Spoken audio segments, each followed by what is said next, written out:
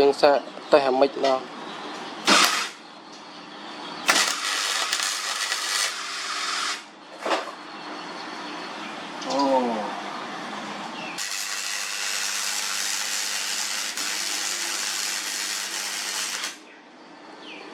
xa tập xa mịch sẽ được free pro rồi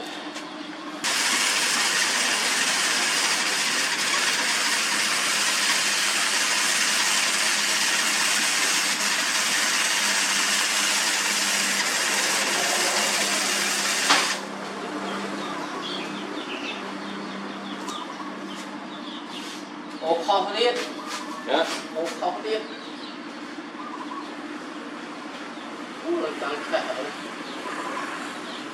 càng chạy bỏ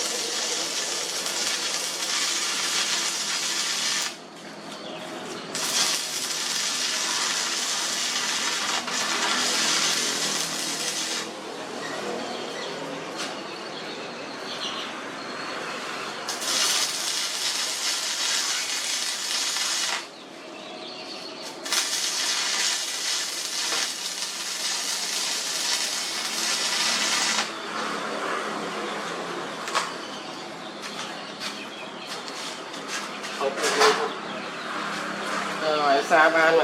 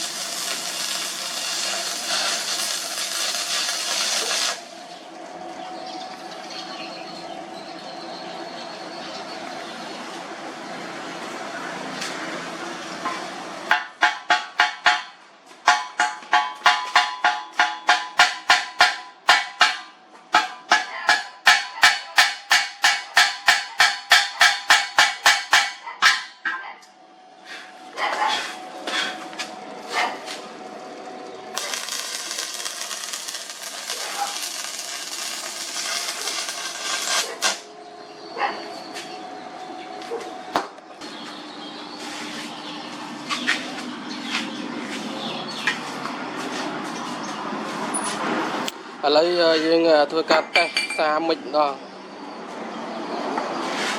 muốn nó dương xa về để về đình lấy dương xa tay hàm mịch đó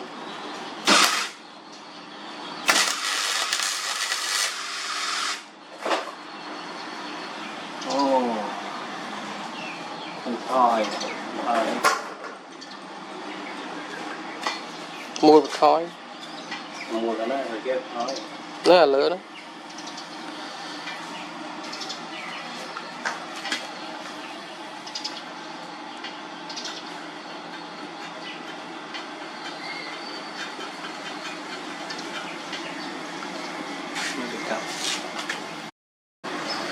nó đã cho nó múc nên nó sẽ cọt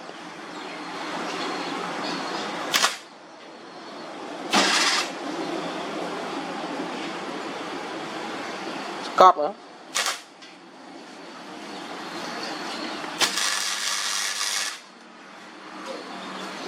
là như xa mic hay năng welding machine mùi na về xa kia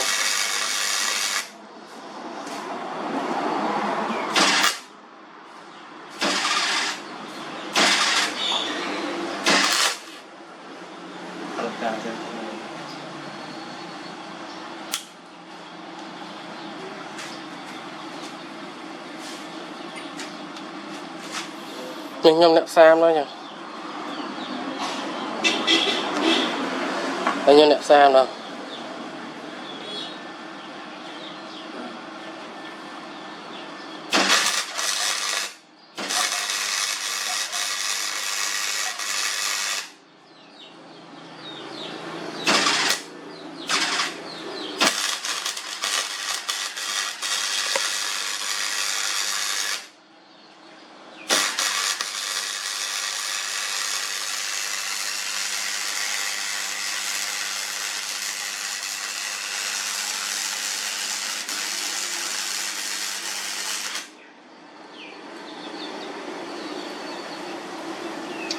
anh ấy dương cầm nát vô là mới tực xa tực xa mic sẽ được pre-proof rồi ra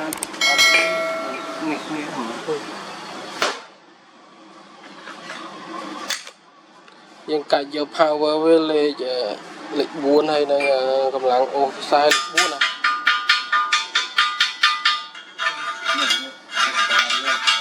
tinh xa đau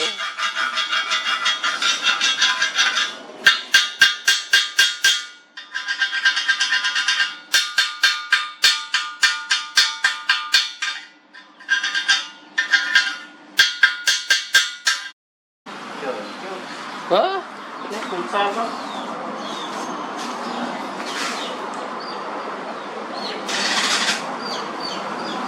tao mình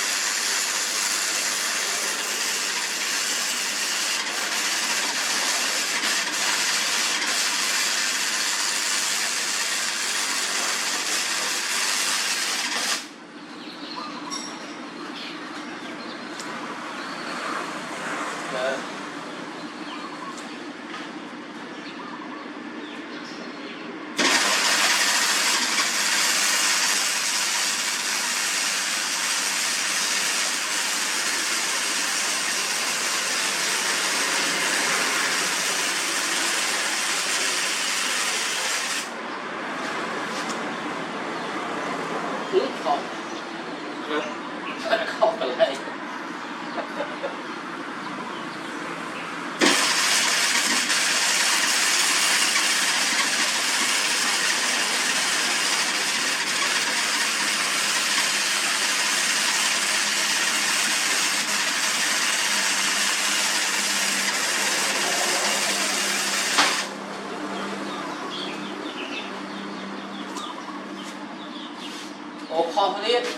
hả một thóc tiếp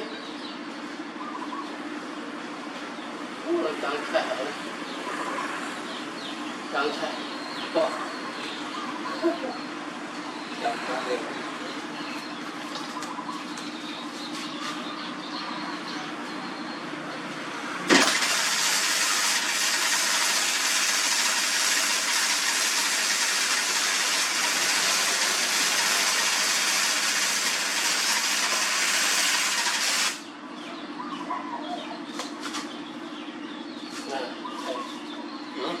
dương gì đó đặt bị lừa hết ô xào sao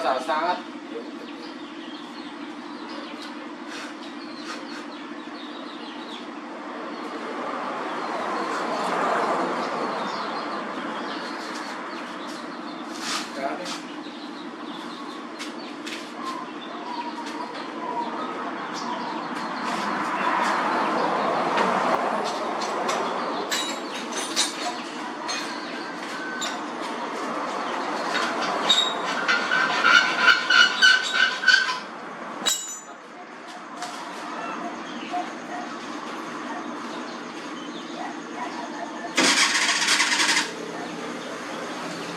bật cây khác mà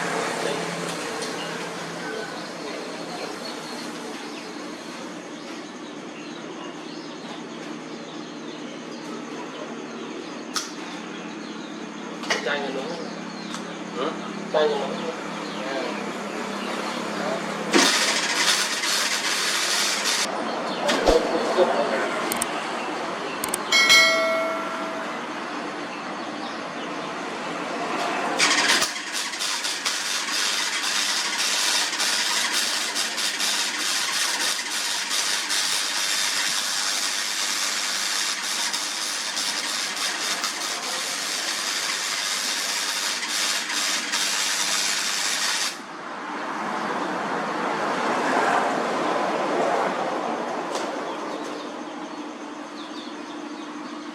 biết ấy sạch nhưng mà em người ta hầu như là toàn chất ta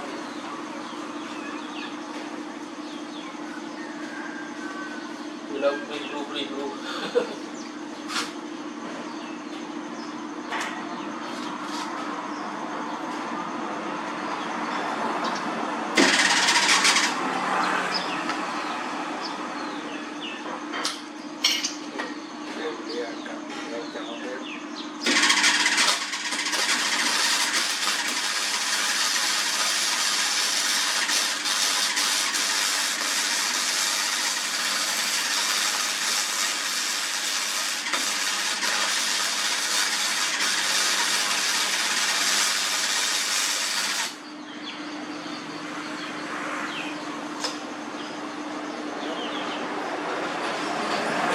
kia này là cái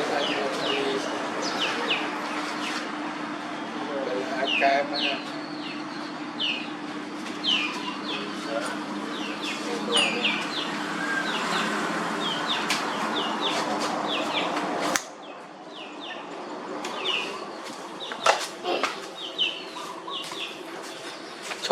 chụp dần này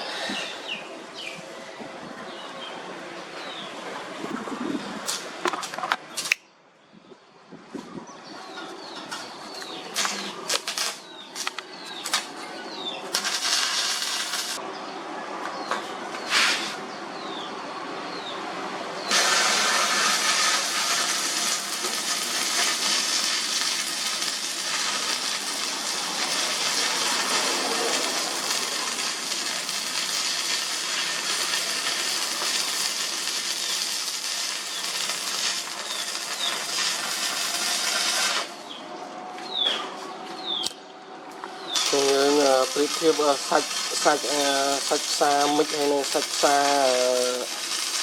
អេឡិចត្រូកនោះវាខុសគ្នាសា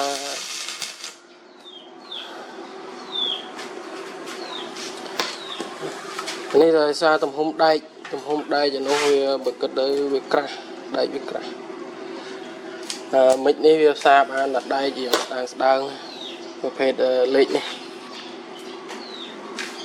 តែពេលយើងផ្សារនោះវាអាចថាអត់ចេះផ្សារមកទៅ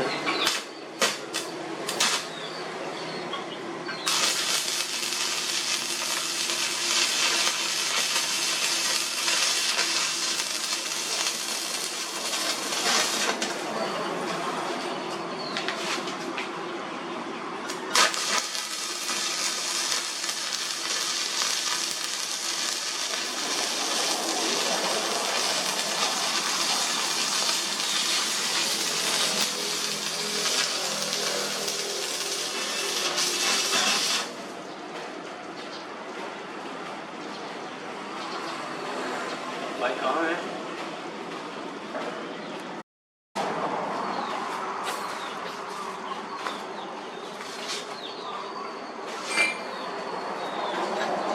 Trời chó.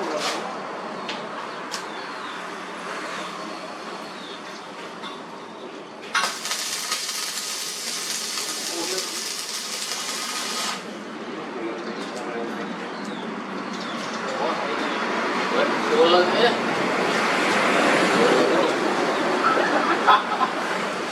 Mấy ăn đi đấy.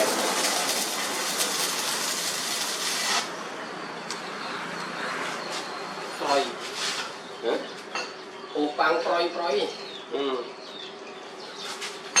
Nè.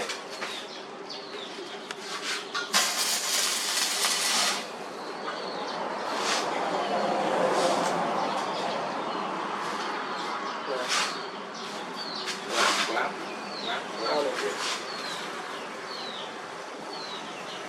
Nghĩa này nó nghe.